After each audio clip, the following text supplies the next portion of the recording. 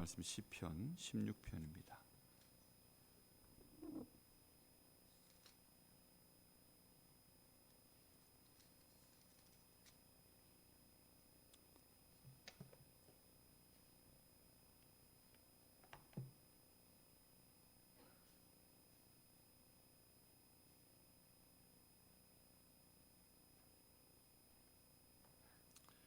시편 16편 1절부터 11절까지 한 절씩 교독하겠습니다. 하나님이여 나를 지켜주소서. 내가 주께 피하나이다.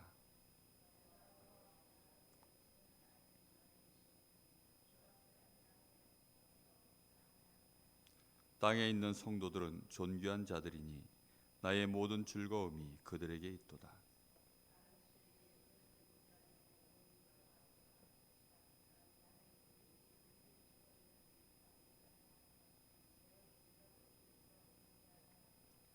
여호와는 나의 산업과 나의 잔의 소득이시니 나의 분깃을 지키시나이다.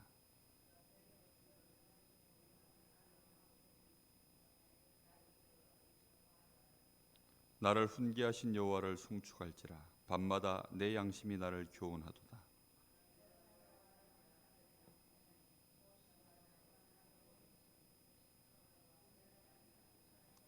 이러므로 나의 마음이 기쁘고 나의 영도 즐거워하며 내 육체도 안전히 살리니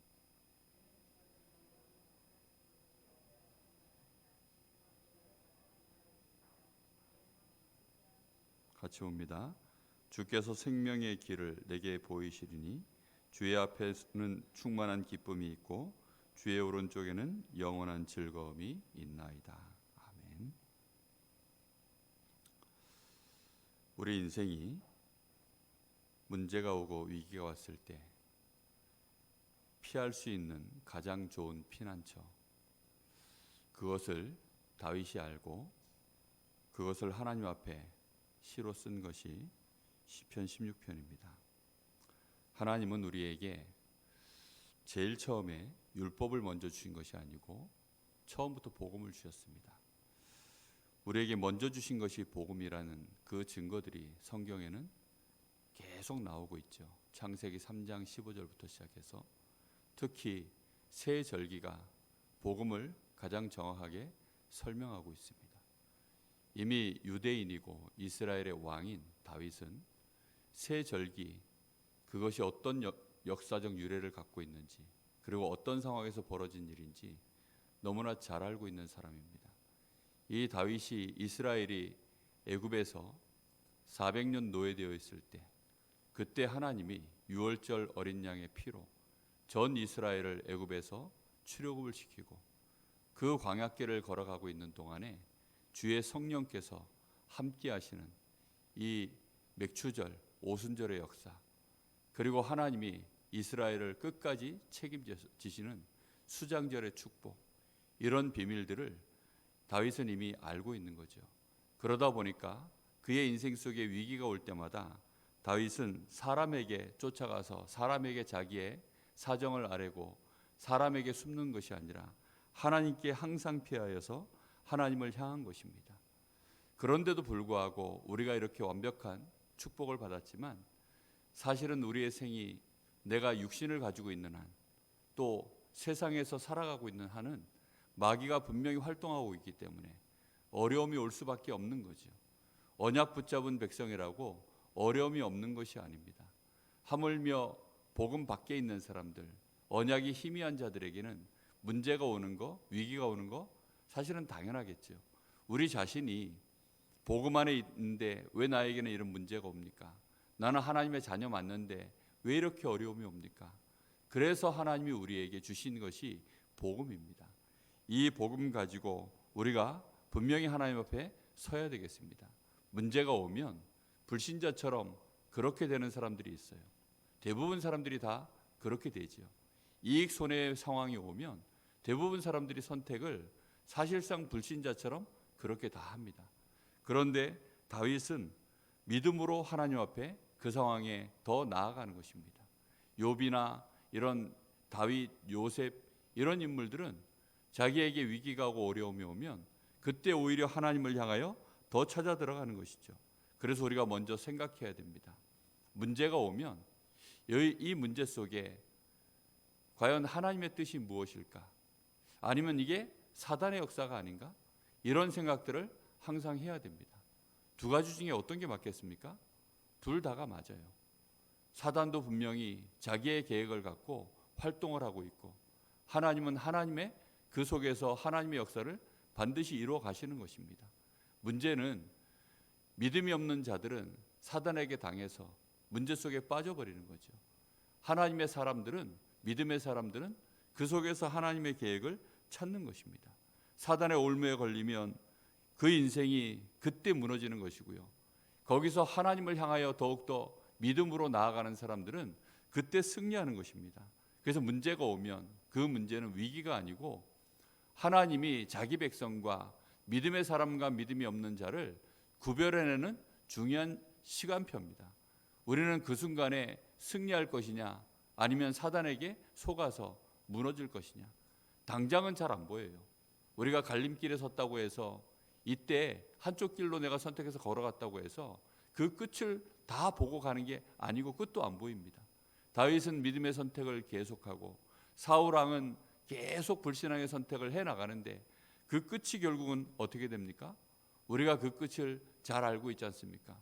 사울은 계속해서 악신에게 잡히고 결국은 다윗을 죽이려고 이스라엘 가운데 그렇게 많은 악행을 행한 자가 결국은 사울왕이 되어버리죠. 그런 와중에도 다윗은 더욱더 하나님을 향하여 믿음의 고백을 하고 하나님의 인도를 받는 그런 행보를 보이죠.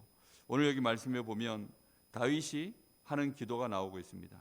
위기를 능히 이기는 기도의 비밀이 여기에 있습니다. 1, 2절에 보니까 하나님이여 나를 지켜주소서. 내가 주께 피하나이다. 내가 여호와께 아뢰되 주는 나의 주님이시오니 주밖에는 나의 복이 없다 하였나이다. 오직 하나님만을 바라본다는 것입니다.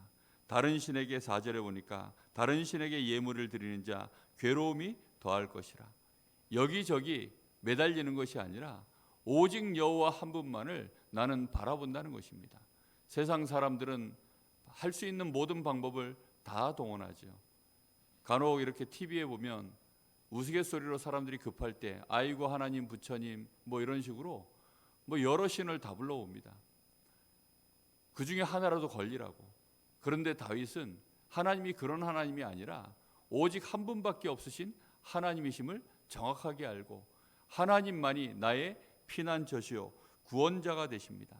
7절 8절에는 이렇게 고백합니다. 나를 훈계하신 여호와를 송축할지라. 밤마다 내 양심이 나를 교훈하도다. 내가 여호와를 항상 내 앞에 모심이요 그가 나의 오른쪽에 계심으로 내가 흔들리지 아니하리이다. 다윗이 아예 흔들리지를 않는 것입니다. 왜 흔들리지 않습니까? 여호와께서 항상 내 앞에 계시기 때문입니다. 항상 나와 하나님이 함께 하시기 때문입니다. 오늘 마음이 청결한 자가 하나님을 볼 것이며 오늘 말씀 본문이죠. 다윗은 하나님을 보고 있는 자입니다. 그러니 그가 흔들릴 수 있겠습니까? 우리가 하나님을 본다.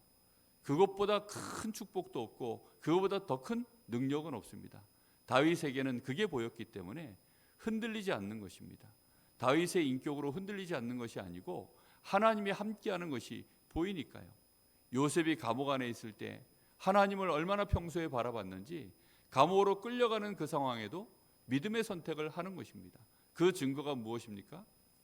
사람에게 억울하다 얘기를 하지 않아요. 하나님이 이 상황을 아시는 것이다.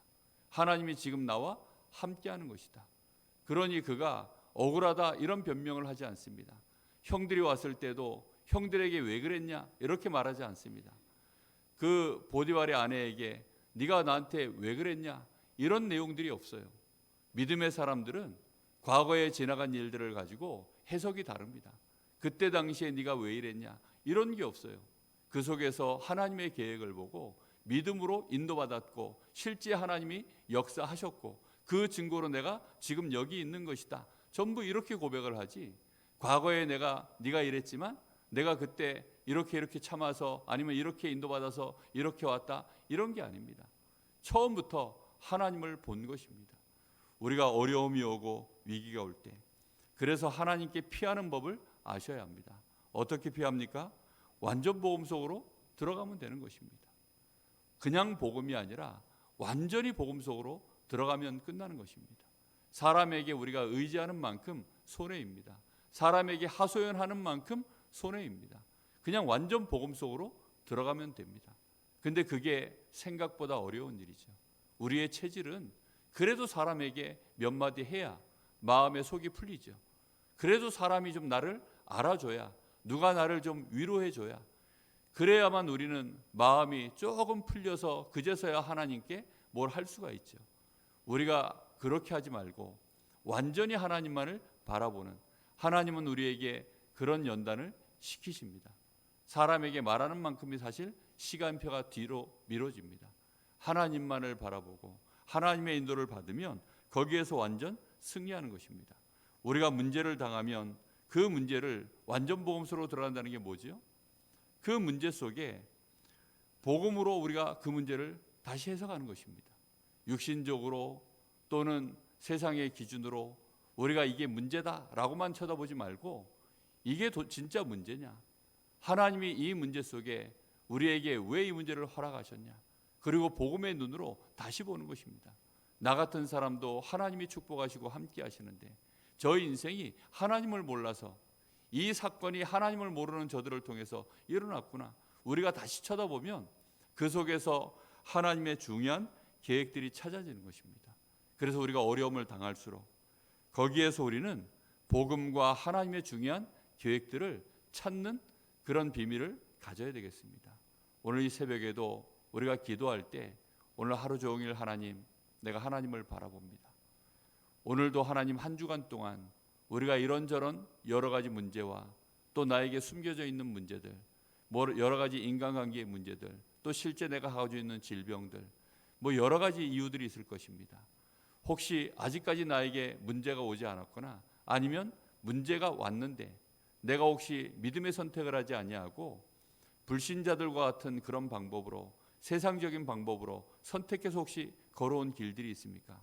다시 한번 잘 찾아보시고 정말 하나님 앞에 이 시간 돌이키시면 됩니다.